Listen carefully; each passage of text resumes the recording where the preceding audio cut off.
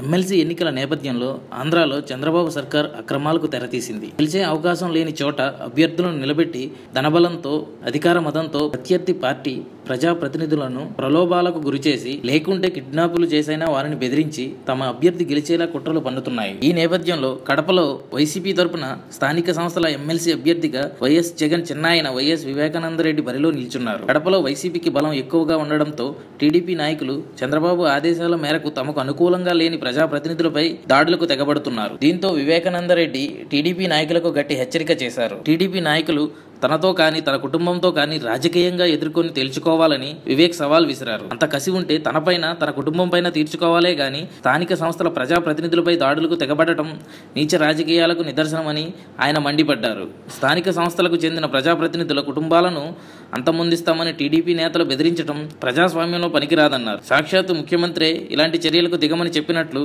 అనుమానం కలుగుతోందన్నారు. ఎమ్మెల్సీ ఎన్నికల ప్రక్రియ ప్రారంభమైనప్పటి నుంచి బలహీన వర్గాలకు చెందిన వైఎస్ఆర్సీపీ ఎంపీటీసీలు, జడ్పీటీసీలు, కౌన్సిలర్లు, కార్పొరేటర్లపై నిత్యం దాడులకు తెగబడుతుండడం దుర్మార్గమన్నారు. ఈ దాడులను చూస్తూ ఊరుకునే ప్రసక్తే లేదన్నారు. జిల్లాలో నిష్పక్షపాతంగా ఎన్నికలు జరిగే పరిస్థితులు కనబడటం లేదని, ప్రభుత్వమే దుర్మార్గాలకు పాల్పడుతుంటే ఎన్నికలు సజావుగా సాగుతాయా అని వివేక అనుమానం వ్యక్తం చేస్తున్నారు.